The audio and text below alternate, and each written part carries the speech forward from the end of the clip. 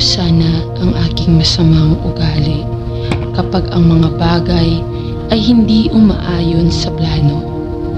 Gusto kong makita ang iyong kamay sa bawat sandali ng bawat araw, mabuti man o masama. Tulungan akong matutong harapin ang anumang unos ng may kumpiyansa. Batid na ikaw talaga ang may kontrol kahit na hindi ko naririnig ang iyong boses o nakikita ang iyong mga kamay sa trabaho. Sa pangalan ni Jesus, Amen. Panginoon, alagaan mo kami buong araw hanggang sa magtagal ang dilim. Sumapit ang gabi, tahimik ang abalang mundo, ang lagnat ng buhay ay tapos na at ang aming trabaho ay tapos na. Kaya sa iyong awa, bigyan mo kami ng ligtas na kanlungan, espiritual na kapahingahan, at sa wakas ay kapayapaan. Sa pamamagitan ni Hesukristo na ating Panginoon. Amen. Panginoon, salamat sa iyong biyaya. Mangyaring tulungan akong malampasan ang mga hadlang na nagiging sanhi ng aking pagkatisod at bigyan ako ng lakas at karunungan upang tumingala at makita ang pag-asa na aking nilalayon kay Kristo. Sa pangalan ni Jesus, Amen. Panginoon, salamat sa iyong kadakilaan. Salamat dahil kapag mahina ako, ay malakas ka. Panginoon, ang dyablo ay nagbabalak at alam kong nais niyang pigilan ako sa paggugol ng oras sa iyo. Huwag hayaan siyang manalo. Bigyan mo ako ng sukat ng iyong lakas upang hindi ako magpadala sa panghihina ng loob, panlilinlang at pagdududa. Tulungan mo akong parangalan ka sa lahat ng paraan. Sa pangalan ni Jesus, Amen. Panginoon, nasa limitasyon na po kami ng aming kakayahang tumulong. Patawarin mo kami sa hindi namin nagawa, sa mga naitulong mo sa amin. Nagpapasalamat kami sa iyo para sa kung ano ang dapat gawin ng iba. Ipahiram ang iyong lakas ngayon. Takpan mo kami sa iyong kapayapaan. Ito ay lampas sa aming pangunawa. Amen. Banal na Espiritu, huminga ka sa akin upang ang aking mga pag-iisip ay maging ganap na banal. Banal na Espiritu, gumawa sa akin upang ang aking gawain ay maging banal din. Iguhit mo ang aking puso o Espiritu Santo, na mahal ko ngunit banal. Espiritu Santo, bigyan mo ako ng lakas upang ipagtanggol ang lahat ng bagay na banal. Kaya naman banal na Espiritu, mangyaring ingatan mo ako upang ako ay laging maging banal. Amen. O Diyos na mahabagin, ang tanging pinagmumulan ng buhay, kalusugan, tulungan mo ako, aliwin at aliwin ako, at ibigay ang iyong kapangyarihang makapagpapagaling sa mga taong tumutugon sa aking mga pangangailangan.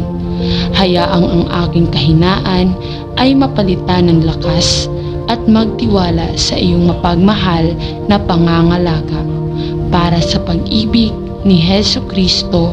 Amen.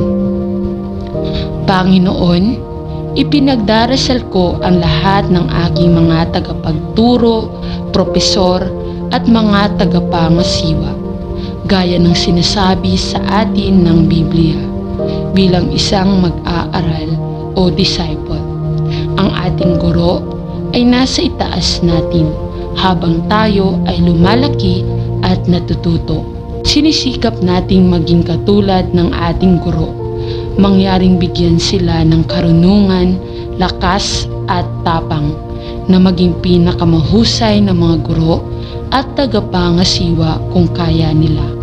Tulungan natin silang manatiling malusog dahil tinuruan nila tayo ng mabuti.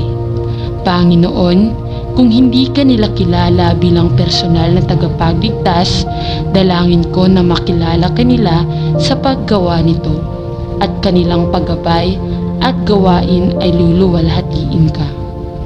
Dalangin ko ang panalangin ito sa pangalan ni Jesus. Amen. Panginoon, taos-puso kitang pinupuri, nananalangin at sumasamba sa iyo. Alam ko ang iyong lakas at alam ko ang iyong kadakilaan. Ikaw ang lumikha ng lahat ng bagay dito sa lupa at doon sa langit. Ang hininga ng aming mga ilong at ang buhay ng aming mga kaluluwa ay nagmumula sa iyo. Ikaw ang pinagmumulan ng mga biyayang natatanggap namin araw-araw. Ikaw ang nagbibigay sa amin ng katalinuhan ng espiritu, ng lakas ng katawan, ng kaligayahan ng puso, ng kapayapaan ng espiritu, at ng pagmamahal ng lahat. Diyos, maraming salamat sa iyong kabutihan at pangunawa.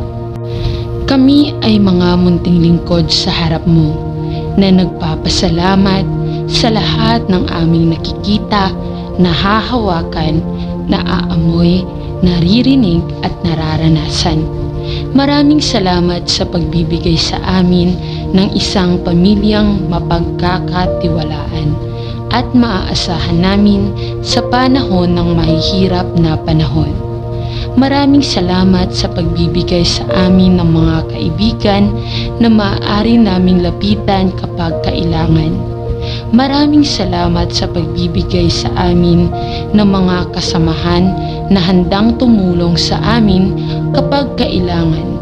Maraming salamat, Panginoon, naming Diyos, sa lahat ng mga kapitbahay na aming nakakasalumuha sa buhay. Diyos na aming Ama, patawarin mo po kami sa aming mga kasalanan.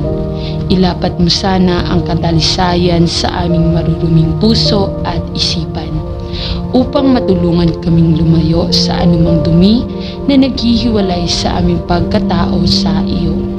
Patawarin mo kami sa mga paminsan-minsang pagkatisod sa landas na aming tinatahak. Panginoon, dalangin namin na bigyan mo kami ng lakas upang gampanan ang aming mga responsibilidad bilang ama, ina, anak, kapatid, kaibigan at kapitbahay. Bigyan mo sana kami ng malinaw na pag-iisip upang sa bawat sandali ng aming buhay ay walang iba kundi ang maglingkod sa iyo. Bigyan mo kami ng kapayapaan araw-araw at gabi upang ipaalala sa amin na ikaw ang buhay na Diyos ng buong sansinuko. Iligtas mo kami sa kasamaan at ilayo mo kami sa mga tukso ng mundo, upang sa buhay ay makapaglingkod kami sa iyo nang walang anumang bahid ng paglabag. Idinadalangin namin ang lahat ng ito sa iyong harapan, sa pangalan ni Jesus, aming tagapagligtas. Amen.